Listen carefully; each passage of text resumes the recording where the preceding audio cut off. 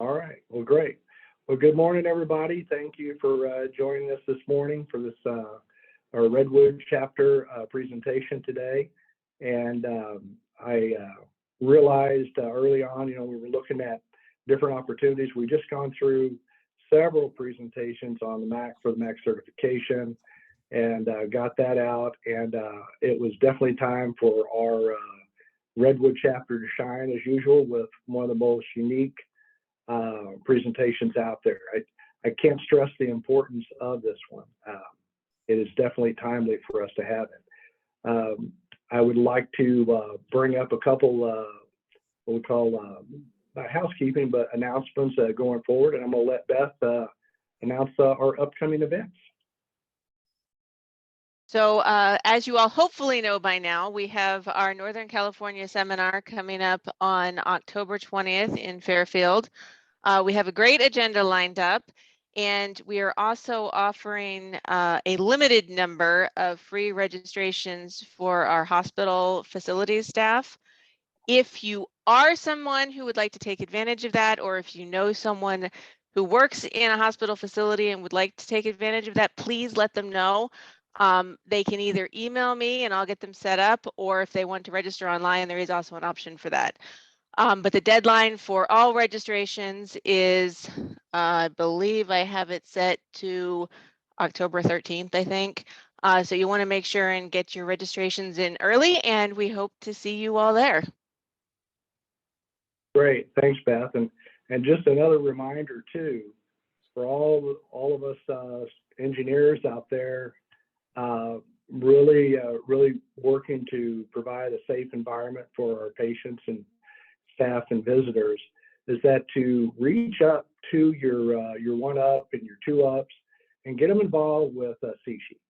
A lot of times we look at focusing on just us on the front lines, but it's also good to get administration involved.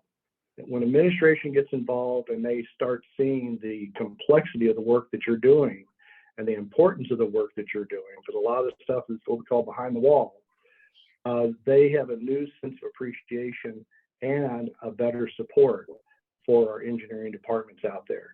And I can't stress that enough. It's very, very important to get senior leadership involved with these events like the Northern Conference, because it gives them a showcase of what's out there, right?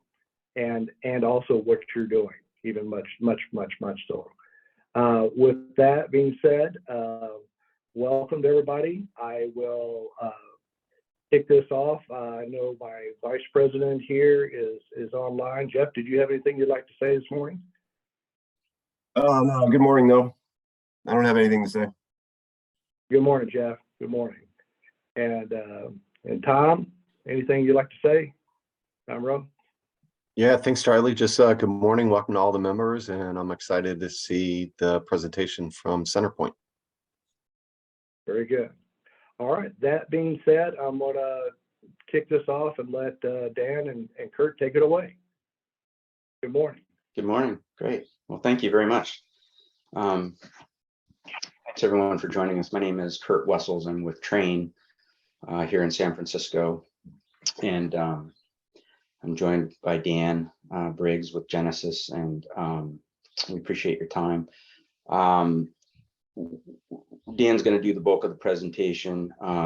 Any questions that come up during or afterwards, Charlie has my contact info, so or feel free to send me a note. And happy to answer any questions afterwards for applications or whatever you may have locally. What we're just going to go over today is a little bit for those who haven't heard of photocatalytic oxidation, what it is, how it works, and we are going to talk a little bit about applications for hospitals specifically, which primarily fall into 3 areas. Those are biological mitigation, so it's effective at eliminating viruses and bacteria and different things. But also too, it's very effective at mitigating wildfire odors and helicopter jet exhaust fumes. And actually the first application for jet exhaust was done here in the Bay Area at the oh, now it's going to go right out of my head, in Walnut Creek. The John Muir Medical Center in Walnut Creek was the first time we'd actually applied it to mitigate, life flight helicopter fumes. So it's a unique system, and it is an air cleaner, not a filter, but it has a lot of good applications for, the hospital environment.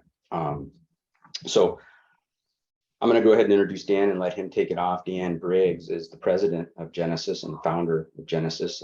This is his technology that he's developed.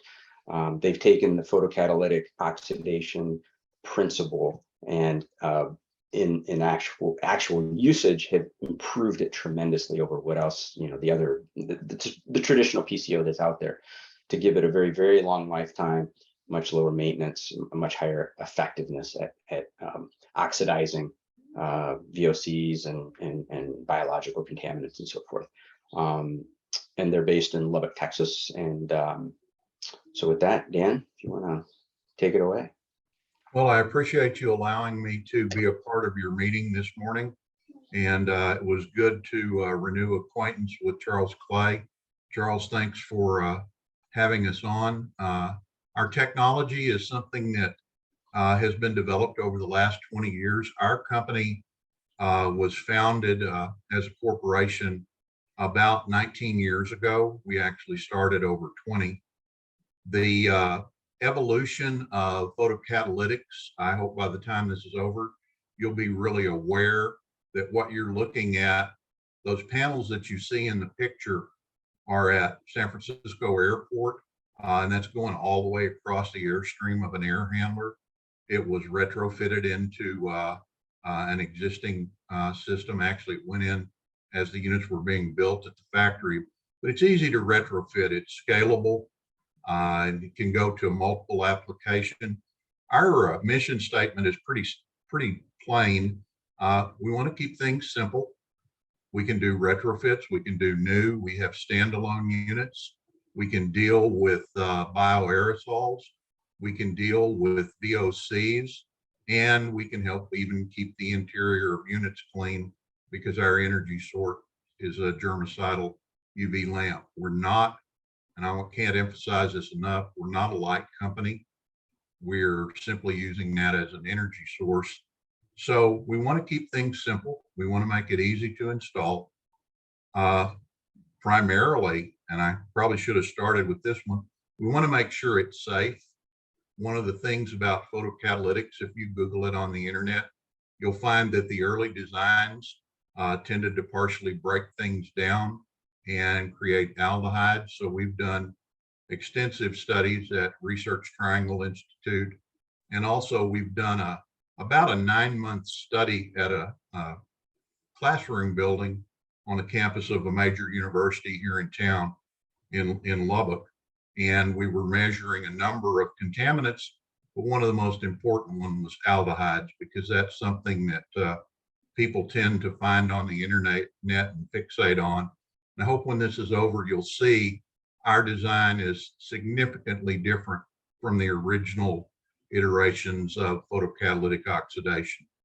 And the changes have made it more efficient and much safer. And then last, this solution needs to be sustainable. Our panels last, as Kurt mentioned, for about 15 years. So you're not constantly having to remanufacture. You don't have a bunch of associated landfill costs. You don't have the same situation of how do you deal with filters that may have living biological components in them. And in particular, in an era of viral contaminants that have been shown to live on surfaces. And you're all aware of that, more aware than I, because you've dealt with it for the last several years.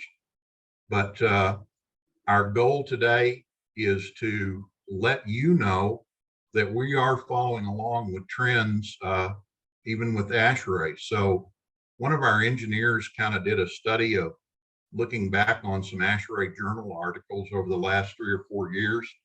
And we found some interesting things. In 2019, the awareness was starting to show up that when you ask building engineers how they're going to show any type of return if they improve the indoor environmental quality. This is in relation to green buildings, but they were talking about potential trade-offs between balancing safety and efficiency. And one of the things that was interesting about this study is if you want to reduce energy cost, which is going to be of an extreme importance to all of you who are design engineers or picking out equipment for your facilities, 65%, I believe, of the respondents to this said the quickest and easiest way to save money was just to shut the ventilation off. Start closing your outdoor air dampers. Of course, in a hospital, you've got all kinds of pressurization issues. That which may be simple in a classroom is not simple in a hospital. But I'm saying simply that you need to be able to validate this solution, and there are ways to do that. In 2020, ASHRAE raised a question. Well, I did that incorrectly. I now have the slide that talks about what I'm one slide off, folks. It's a little early. I hadn't had enough coffee yet. So when you do reduce the energy bill by doing outdoor air, that's a good way to go about it. But you have to be also concerned about safety issues. When the pandemic started, ASHRAE was recommending add extra outdoor air in many cases and to go to a minimum of a MERV 13 filter. So what we want to look at this morning, studies have been done at University of Texas Medical Branch in Galveston at the National Lab using actual COVID. And we're going to look at that. We're going to look at those. And then our goal is for you as design engineers or engineers who are decision makers to be aware that while many of our previous standards were just based on CO2, CO2 is kind of vanishing in some of the ASHRAE standards as a way of determining indoor air quality.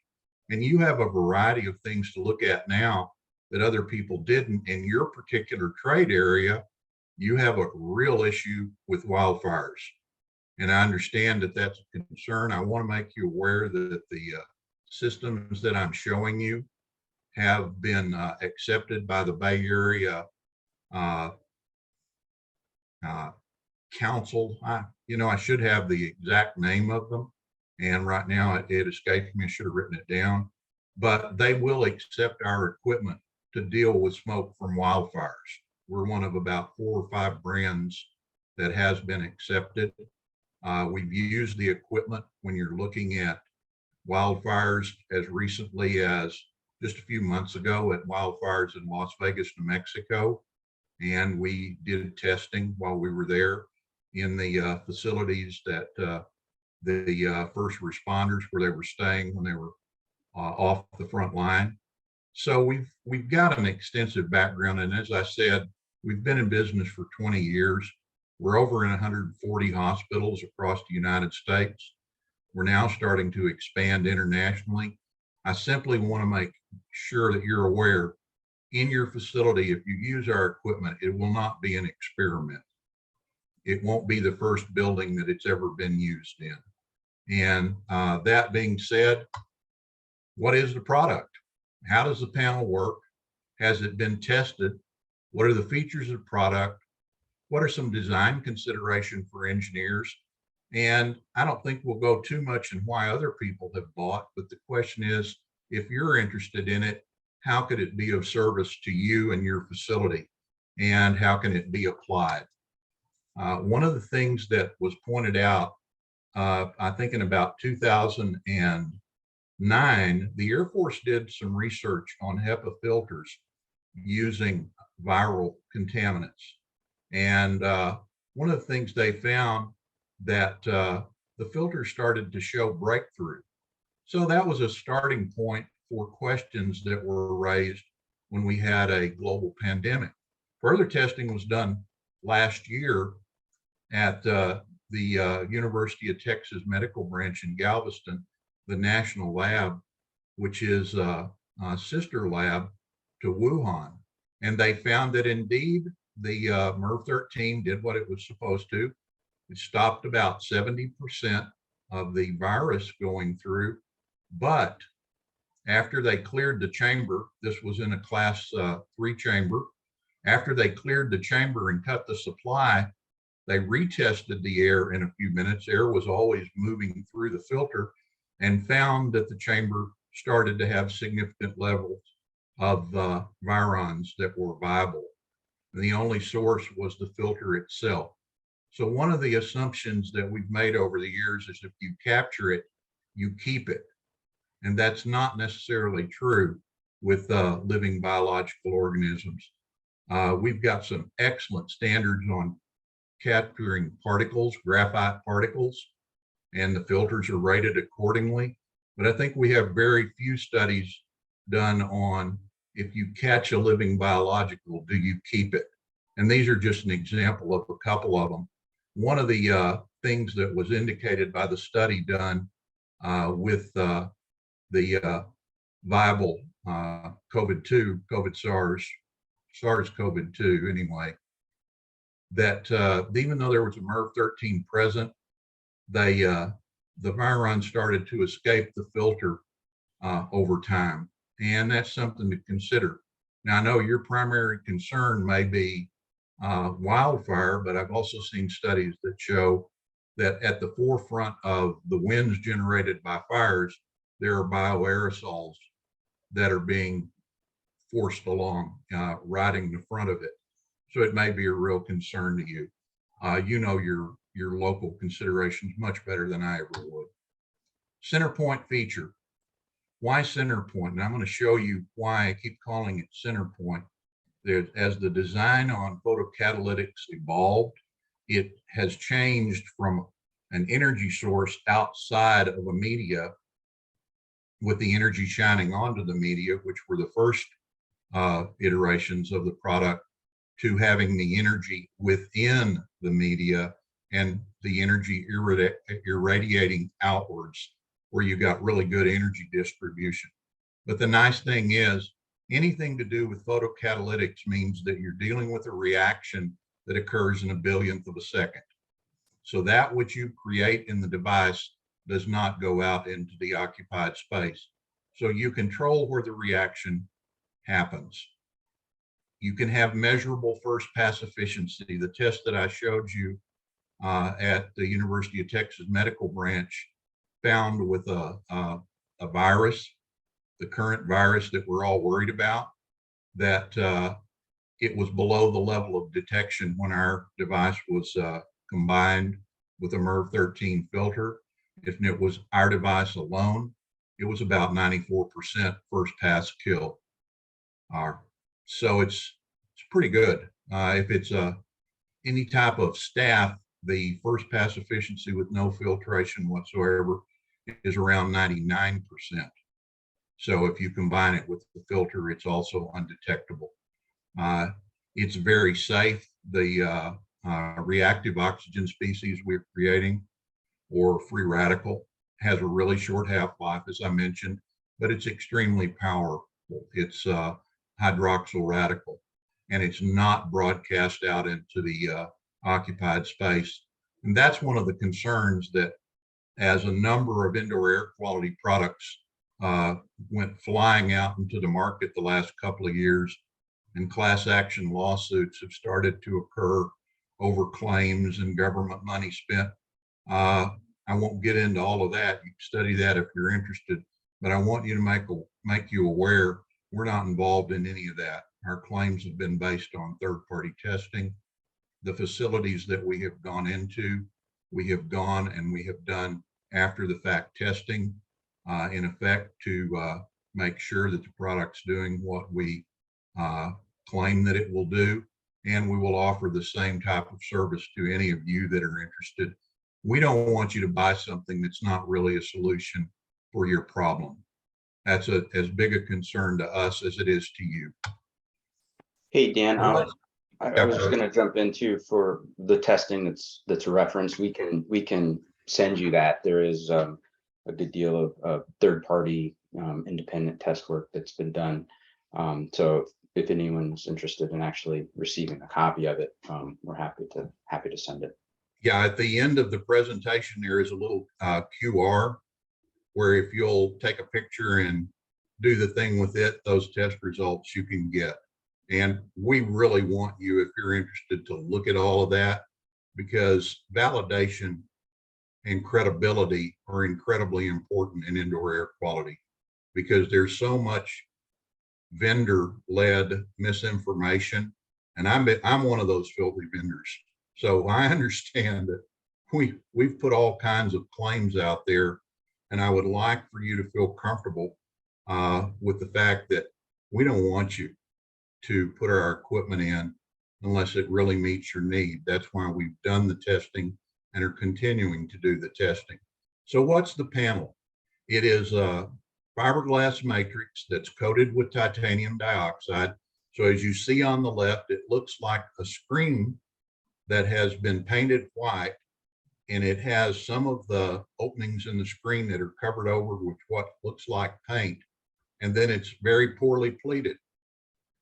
Well, the media we use doesn't lend itself to pleating, but there's a reason that we pleat it that gives us a lot more surface, which in effect serves to give us something that's a 24 by 24 panel. When it's pleated with a 6-inch pleat and you undo that accordion, it becomes a 24 by 144, which the face velocity then is lowered a great deal. And the process depends on residence time. So our design allows us a lot of residence time. We're producing an oxidizing agent. The one that we produce by design is a hydroxyl radical. So it's OH, and you can look that up and do the chemistry if you're so inclined. I used to go into an awful lot about the chemistry, and I found that most of the people that I was talking to, a couple of minutes into it, went to sleep. And in particular, early in the morning, I don't want any of you to go to sleep. And I understand one of you is driving across Texas. Certainly don't want you to go to sleep, Mark. Probably be a real bad form. So how does it work? It works exactly the same way as putting hydrogen peroxide on a cut. Hydrogen peroxide is part of the same family of free radicals that the hydroxyl radical is a part of. So it affects, if it's the cell structure, it cuts the sheath around the cell and it breaks down the DNA and RNA where it can't replicate. So it makes it non-viable. So the body will still be there, but it is not alive anymore. This is kind of an awkward comparison, but accurate. If you have people sitting in an auditorium and at a concert and people in a cemetery, you have bodies in both places, but there is a distinctive difference. And I'll let you guys take it from there and run with that. So our product does not capture. It breaks down and it makes bioaerosols non-viable. How does it work on hydrocarbons? One of the points of this meeting is how do you deal with wildfires without having some expensive carbon filtration or something like potassium permanganate that requires some pretty heavy duty maintenance, requires space in your air handling systems, has some really strong static pressure drop problems that your equipment may not have been originally designed for. Our process works because when we create that free radical, we create an agent that breaks down hydrocarbon chains. Remember, it's happening almost instantaneously in a billionth of a second. And there are more white papers than you care to read, but you certainly can if you're interested how this breakdown occurs. But it's a very simple oxidation reduction reaction, which is kind of the basis of life all over the planet. You and I are sustained by oxidation reduction reaction. Breaks down nutrients, allows cells to feed themselves. And it's also the same way that the planet cleans the air in the troposphere. The hydroxyl radicals that are naturally occurring there clean up the air. So keeps the planet alive as well. So it's not something new and exotic that we're doing. We're merely following a natural pattern. This is the reaction. If you care to look into that, get a copy of the presentation, but it's just an oxidation reduction reaction. Works basically like this.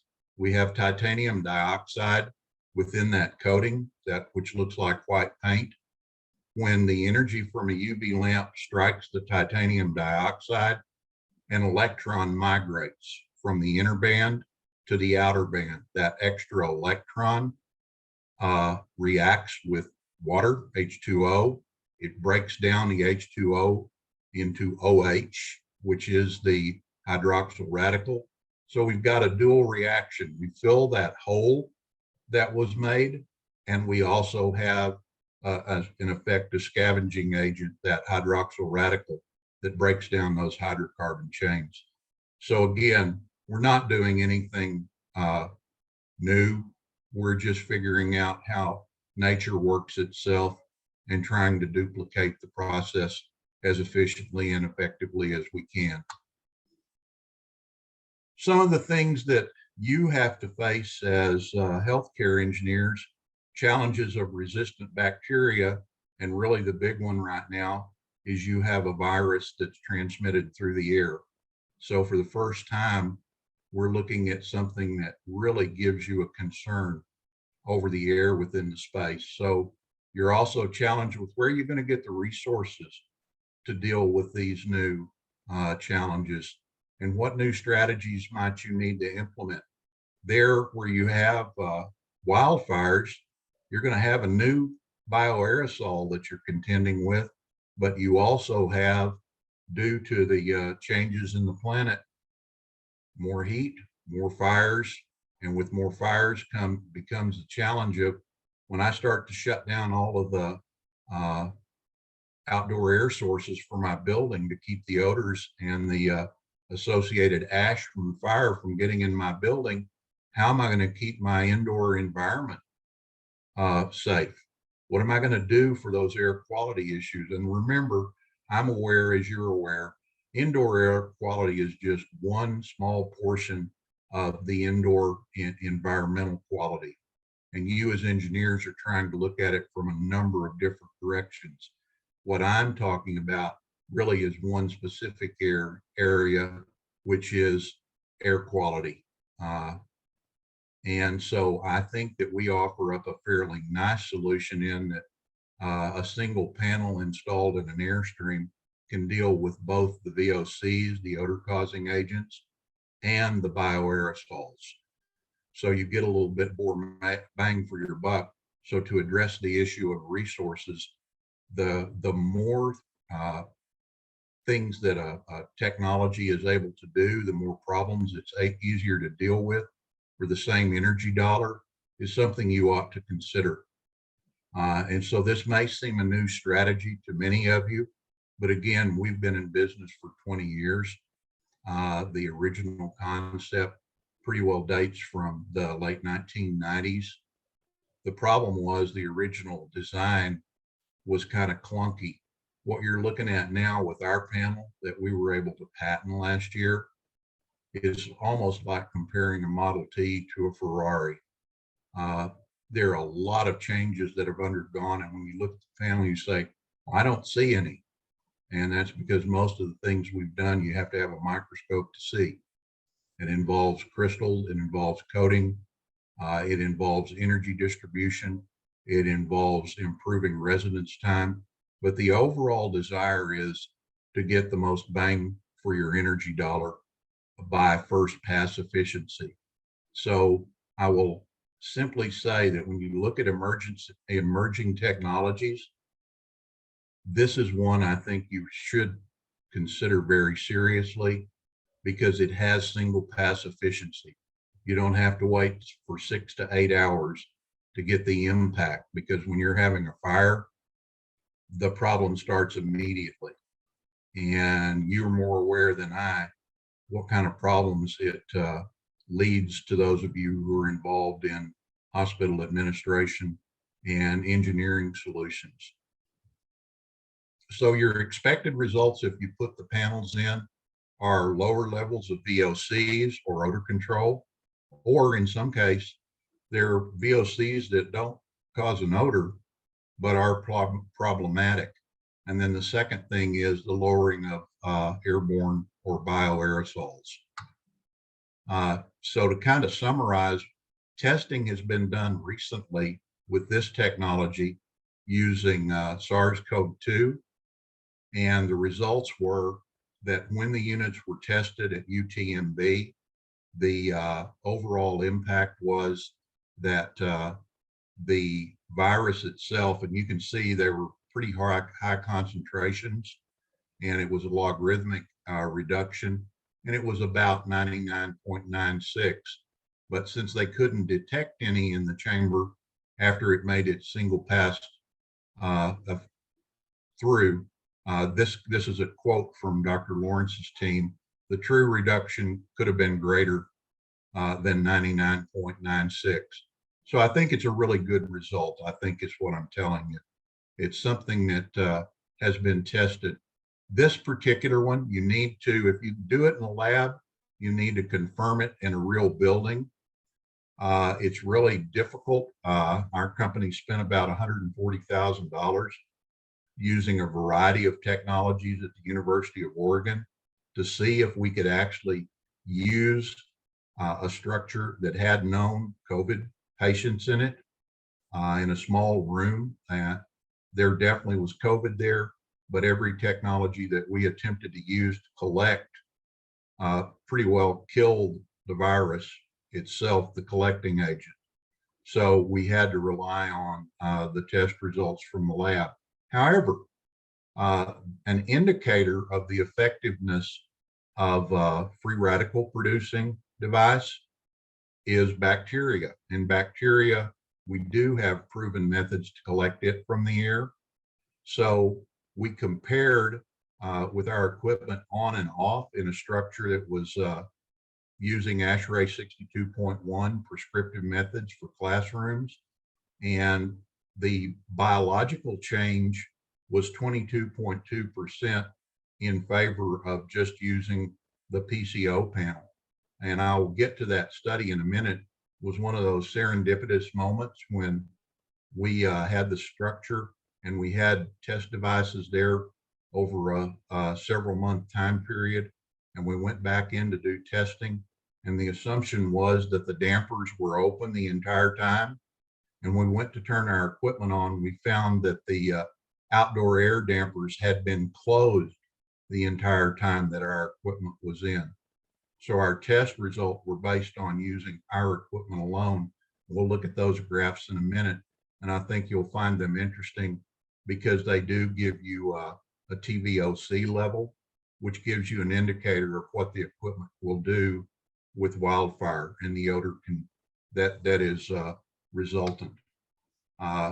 With TVOCs, comparing us to just using the ASHRAE prescriptive method, we turned our equipment on, got the dampers opened again, and we found out during that test that when our equipment was turned off, the TVOC level went up about 21% when using the ASHRAE 62.1 prescriptive.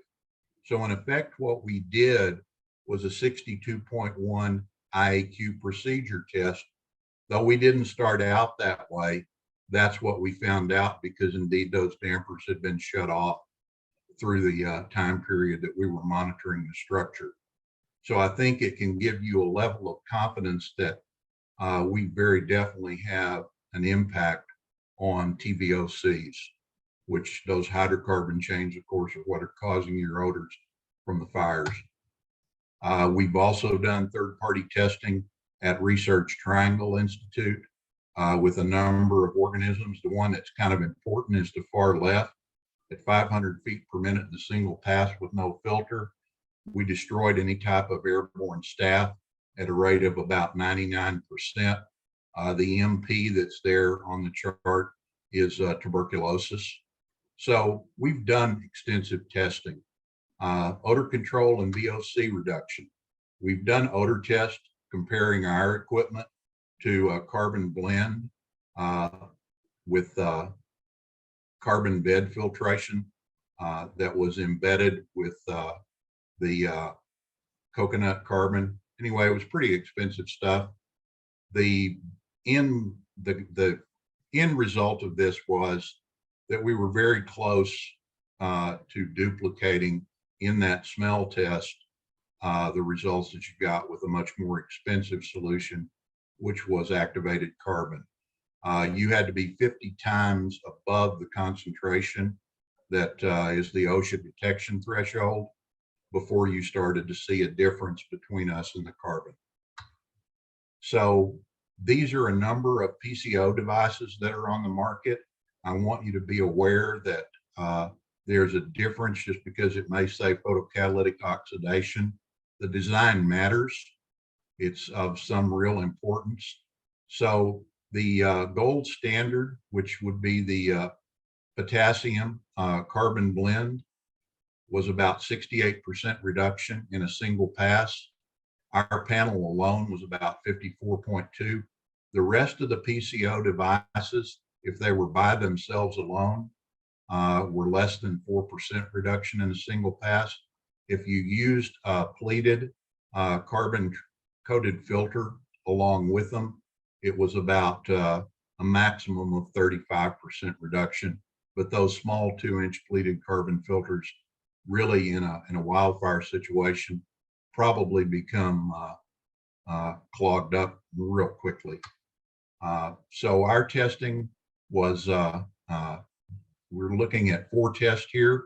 First slide is with Genesis, or that's our panel. The second is using a carbon canister. Though these were tests conducted by MD Anderson at a research facility outside of Austin, Texas. The next test, the last 2, will be classroom building at Texas Tech. And then also included in that is to make sure that no intermediary associated with the breakdown occurred. And in particular, ASHRAE is centered on aldehyde production. So we had sensors there that checked for aldehyde production.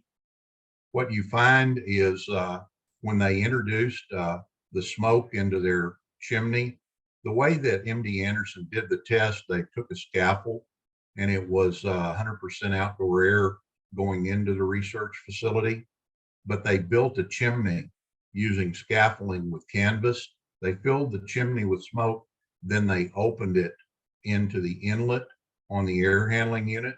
So they had 3 ports that they tested: the initial rate, which is the blue line, the red rate, which is after the MERV 13 filter, and the green rate, which is after our panel. So as you can see, our reduction in the test they did, the first test they did, we reduced from the peak 60%. In the second test they did, we reduced 82%. Let's compare it to using carbon canister and a really effective product that's the equivalent of a MERV 13. And you can see the numbers are all over the place. You can see where it was introduced. One of the interesting things that you can see, and I don't know if you can see my arrow, but this is after the filter. So that filter was actually concentrating the particulate, which was leading to an artificial rise in VOCs. So it was pretty interesting. Peak 3, their best reduction in this combination was 11%, or worst was 11%, and their best was 15%, as compared to the Genesis was a MERV 13, 60% and 82%. So now let's go to what was happening at Texas Tech. These are average daily TVOCs, and right through this timeline between March and June, they were using a spray treatment on surfaces that apparently contained some aldehydes, and they were unaware of it, and they stopped using that treatment. And with our equipment on, from this point on to here, those outdoor air dampers were closed. And so we got them open back up, back right here, but with our equipment off and the outdoor air on. Actually, it was this segment. So this part is just using Genesis. This is with Genesis off with the dampers back open. And then this is the combination of the two. Aldehyde production. As you can see, there's some peaks here in some of the months in late 21 and early 22. You can tell when they were spraying that treatment onto the surfaces, there was an increase for a while in TVOC. But I want you to be aware, this is formaldehyde. This is the 8-hour exposure limit. Regardless of the method that was used, even when they were treating surfaces with an agent that contained aldehydes, they never got above 300 parts per billion. So they were all well below. Now, when our equipment was on and the outdoor air was on, those aldehyde levels, as you can see, are extremely stable when they stop putting that treatment in the building. Center point difference. One of the things you need to be aware of when you're looking at photocatalytic oxidation products, the original design that came out of Sandia Lab in 1999 was an aluminum substrate coated with titanium dioxide with a light 3 inches or 3.5 inches away from the substrate that's coated, providing energy. And so that energy is coming out of the middle of the lamp and rays. And it's really interesting. What you have in effect is you've stacked up a series of tunnels, and you can see by this picture that wherever the light is directly behind the tunnel, you have energy going all the way through the tunnel. But when you get away from the center line of that lamp, it's dark. There's no energy distribution. So could this possibly produce intermediaries? Well, by lab tests that were done at Lawrence Berkeley lab in the late 1990s, and again, not that long ago, using this type of PCO, they did get intermediaries, in particular aldehydes. I think as I've shown you with our test results in a real building over about a 9-month period, we don't produce aldehydes. Why? Because we took the original design and we evolved it into something completely different. And we were able to get a utility patent as a result. But our lamps are in the middle. These green sleeves, by the way, are how the lamps are mounted to the panel. Why are there green sleeves? Those of you out in California are probably aware you can't put anything in unless it's OshPod.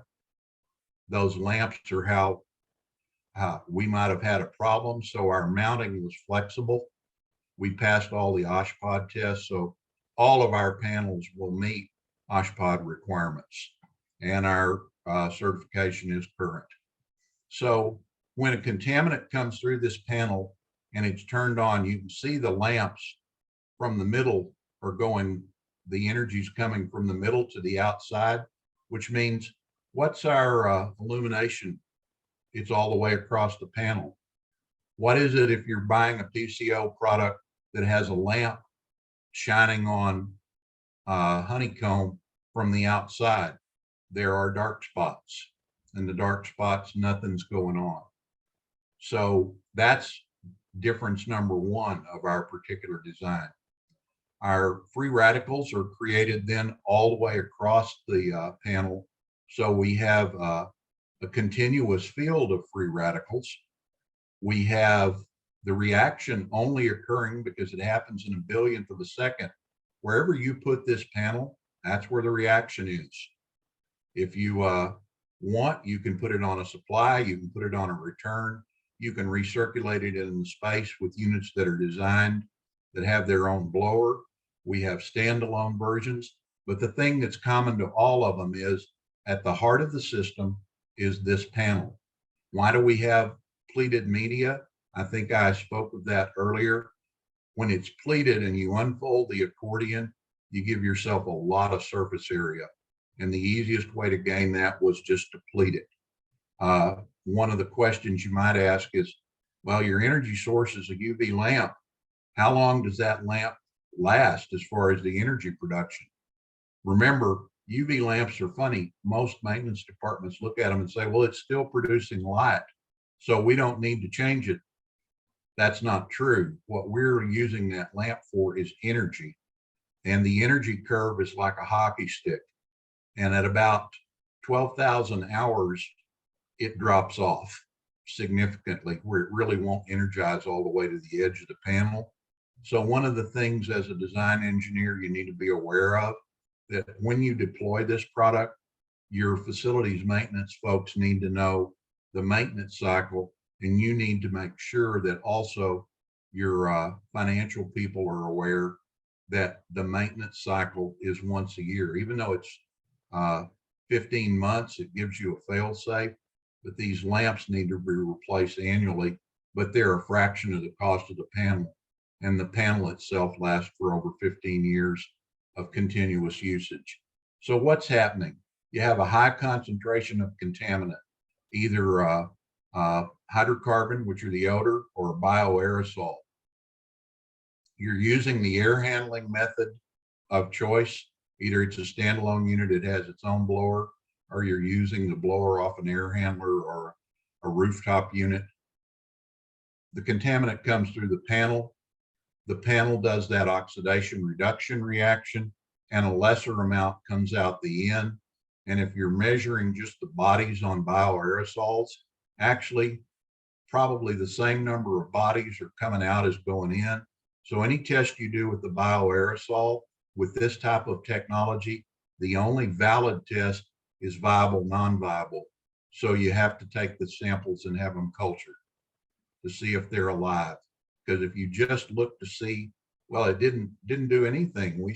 We had, X number of bacteria going in, and we had X number pretty much the same coming out, so it didn't work. If you were talking about a filtration or capture technology, it would be a valid assumption it didn't work. If you're talking about a photocatalyst, you have to take it to a lab and have it cultured and compare viability going in with viability going out. What you'll find is this particular type of technology that produced a hydroxyl radical is extremely effective. And because of the speed of the reaction, it has a really good first pass efficiency. To kind of conclude with some of the product features, it's very scalable. You can build a panel to go on a house, or you can string panels together across an air handler. It can go upstream or downstream of the coil. It can be front load or side load, or it can be exposed. The advantages of this system over capture technologies: static pressure drop is 0.05 at 500 feet per minute. You need to do maintenance on it once a year, which is changing the lamps. It doesn't require much space. The panels themselves are 6 inches. The rack's about 13 inches that it fits on if it's a front load. If it's a side load, it's like less than 6 inches. And by the way, we have the capability, thanks to COVID and the supply chain disruption, we bought our own pleater rather than have a third-party pleater. So we can reduce our panels down to a 3-inch panel if we need to. And you say, well, if you go from a 6-inch to 3-inch, you're reducing the effectiveness by about 50%. In fact, we're only reducing the effectiveness by about 10% because we've done our own internal testing. So if you have a specific design that requires a unique size panel, we have the capability of doing that. Lower energy. This was really important. Yesterday, I made a presentation to the Texas Energy Managers Association here in the Northern Texas Panhandle. Those energy managers within your organization have a huge challenge right now to reduce energy, but they still have to be able to maintain a solid indoor air environment. So how do you do it? A panel like ours, if you reduce the prescriptive method, down to whatever your minimum setting is to keep your pressurization right.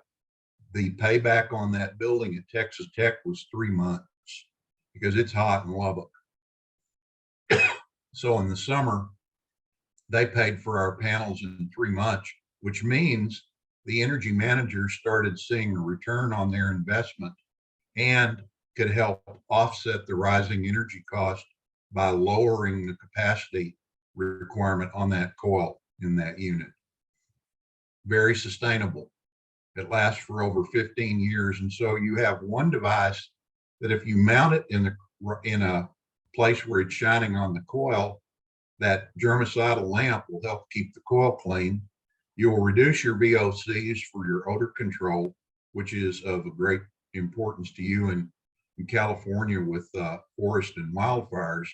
And we're all aware now because of COVID that the destruction of airborne virons, rendering them non-viable. I shouldn't say really destruction. All we're doing is rendering them non-viable. They can't reproduce. Those three things are of importance, and it helps make that the dollars you spend on this device are dollars that are well spent, I believe. So design considerations, are you really just interested at one particular room in your building? We do a lot of work for nursing homes, and we've had testing done in nursing homes. Our equipment is approved right now by the state of Texas, state of Arizona, and the state of Pennsylvania because of testing done by a group of on-site that showed in group areas, we reduced the load of bioaerosols. So you can do it for an individual space with a standalone, or you can do an air handler and do a complete building or complete zone. Our panels are something that goes all the way across the airstream, so it doesn't require a whole bunch of passes through our equipment to get a result. So we have first pass efficiency. How effective we are at sometimes though is determined on how you design your returns, where they're located, and how you're collecting the contaminant and what the concentration of the contaminant is. So if you have a question, our engineering team or Kurt would be really happy to help you see if it's possible to use this as a solution for your problem. Sometimes it's not. Fortunately, we've been in business for 20 years. We don't want to steer you the wrong way any more than you want to be steered in the wrong way. So residence time is important. If you have an air handler, or let's say you have an exhaust that you're worried about that's moving through there at 1,200 feet per minute, this panel is not a solution unless you slow that air down. In other words, by building a transition to a bigger size and then dropping it back.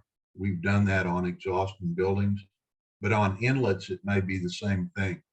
You may be coming in too fast, and we may have to increase the panel size with the transition to a larger panel and then drop it back down. One of the nice things though, on those 4 S's I was talking about, as far as safety, we've done the testing in buildings to show our panel design does not lead to the creation and the rise in the number of aldehydes in an area, but it also doesn't broadcast that free radical into the space. One of the strangest things to me that I've watched over the last 3 years, as all kinds of products have been sold, and all the claims that, yeah, we'll kill an airborne virus, we'll kill a bacteria, we'll kill stuff, mold on a surface, but we won't harm people over time. I've never understood that. That's a logical contradiction. If it kills mold on a desk and you're breathing the same agent, how in the world can you expect me to believe it has no impact on my lungs over time? In fact, if you look at the medical papers, or if any of you are medical doctors, you're already aware you don't want to introduce free radicals into a human. It's probably not good. That's it.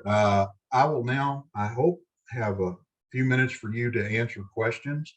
I hope I went through it somewhat clearly, but I will be quiet. And if you have questions, please ask. Thanks, Dan. Yeah, please ask questions. I would, to Dan's point, I would just point out really quickly, ASHRAE guidance actually says in the handbook, you should not broadcast free radicals into occupied spaces in hospitals because obviously those patients are typically immunocompromised. So there is actual guidance against doing that sort of thing. The other thing I would just point out super quickly is that with regard to bioaerosols, the thinking was that the only things that really were transmitted via the air were, tuberculosis and measles. And what we've learned over the course of the SARS-CoV-2 thing is that everything is transmitted over the air. Flu, influenza, all that stuff. It always has been. It's really hard to study viruses. We've only just within the last year or two developed the technology to actually capture viruses in the air. So we really couldn't study it for a long, long time. So, we've talked about this with regard to SARS-CoV-2, but it's going to be effective against influenza virus and staph and everything that is always floating through our systems that we just never really addressed before. So yeah, any questions that you all have, please shout them out. Dan, first off, thank you very much for the presentation. I always say that I'm a scientist, but till I listen to you and I realize I'm not quite there either. But you definitely know your stuff when it comes to this technology and over 20 years of this and being able to finally show the effects through valid scientific experimentation of a device that has been proven in the field, but now actually proven in the lab as well. I think a couple of points I was wanting to make out there as well is that we talk about the velocity, the airspeed going across the filter, and you mentioned about the 500 feet per minute is ideal, and that we want to make sure that it's more effective the slower you have there, but your time of a reaction, like you said, is within the millionths of a second, right? It goes through it. So my understanding is that application of it, best application, of course, is just downstream from a coil. Is that correct? Because it's more, the opportunity for more moisture right there to provide that for that side of it, which intuitively may make people think, no, I don't want it to get wet or something, right, or something there, but it's actually just the opposite. I appreciate the fact of your recent studies. I didn't get to look at all of those, yet, because you've just got them done, right? So just now finally had the opportunity to actually do more outside of, not just within the lab, but actually field testing, to really validate a lot. That's really important, Charles, because you've got a catch-22. ASHRAE 62.1 says for IQ procedure to be used, you have to do a field study. If you do the field study in a building that's not built, it's rather difficult. So we were very fortunate that someone went around and closed all those dampers and no one knew it. Absolutely. And how that makes a big difference, big impact, is you're literally scrubbing now, right? So you're not introducing new contaminants from the outside, but actually exposed to contaminants that are within that test volume, right? So it's basically scrubbing as it goes through that piece of it. The energy side of it, out here in Texas, there's a lot of hospitals that are 100% outside air, but in more of the commercial buildings and such, they have recirculate there, a lot higher percentage of that. And as we, in healthcare, I know Mark, we talked quite a bit about, the mandate of the reduction of energy, in healthcare.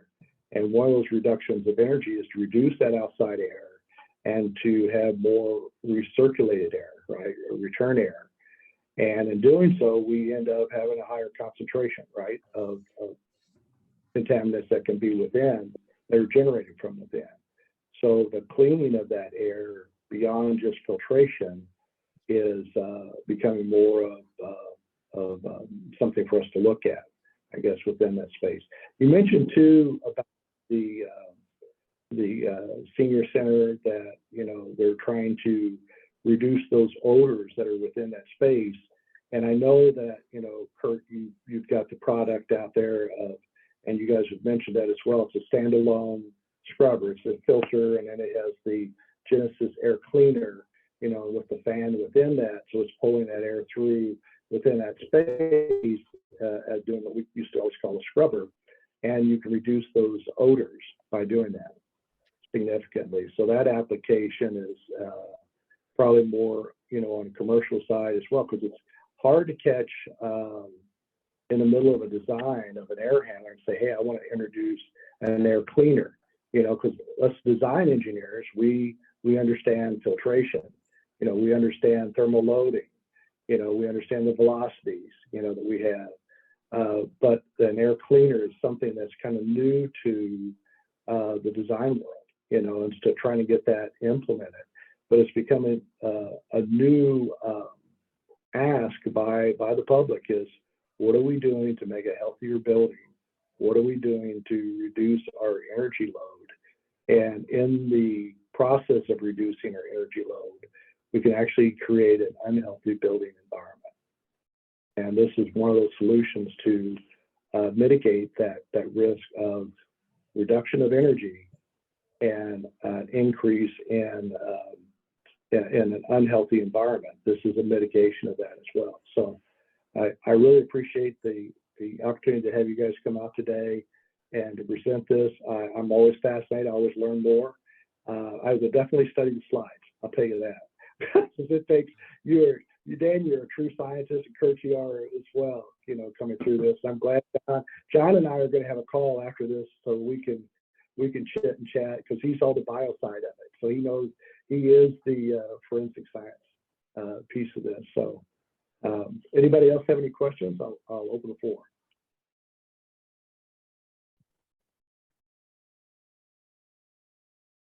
Give you a minute or two here. Just on the VOC, while we're waiting, please jump in and interrupt me. But you know, Charlie, you probably remember this, and Dan, you do too. We did a proof of concept at Sutter with a standalone Genesis unit. You remember this, Charlie? We stuck it in the grease trap. In the you know, grease trap is as big as a bedroom, and left it there, and came back. And I didn't come back, but your guys went back, Tom, and those guys went back, and they said they were amazed at the difference. So, you know, there's no test written up on that one, but it was, you know, it was pretty impressive, apparently. There's definitely nothing more putrid than a grease trap, I'll tell you that, from a guy that used to have to clean them. So they do have quite a bit of odor, that's for sure.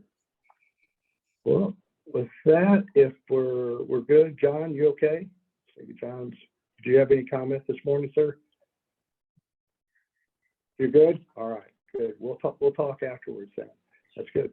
Well, thank you all very much for being able to attend our Redwood chapter presentation. Thank you to our presenters today with Dan and Kurt. Much appreciated. Phil, it's always good to see you on as well, and to go see my friends as well. Mark, I know you heard, when you were listening to this, you heard of some very familiar places being from Texas there. So I'm sure you can definitely relate. Mark's a UT employee in the past as well. So, Charlie, let me add Mark. something. Completely different subject. I want everybody there to have a few prayers for our brothers and sisters in Central Florida. We have multiple hospitals in that area that have suffered severe damage, and technicians and facilities folks are putting in a lot of overtime right now. So keep them in your thoughts. Absolutely. A good point, Mark. We heard of 2 hospitals that are actually evacuating. So all of us in healthcare, we know when a hospital, a building that's designed for stand and shelter in place, to evacuate is devastating. So Thank you, Mark, for bringing that up. I appreciate it. Okay, well, Beth, do we have any other things that we need to do this morning? No, I don't think so. I think we're good to go. All right. Well, thank you much. Appreciate everybody turning in early this time, and we'll catch you on the next opportunity next month. Thank you. Thank you. Thank you. Bye-bye.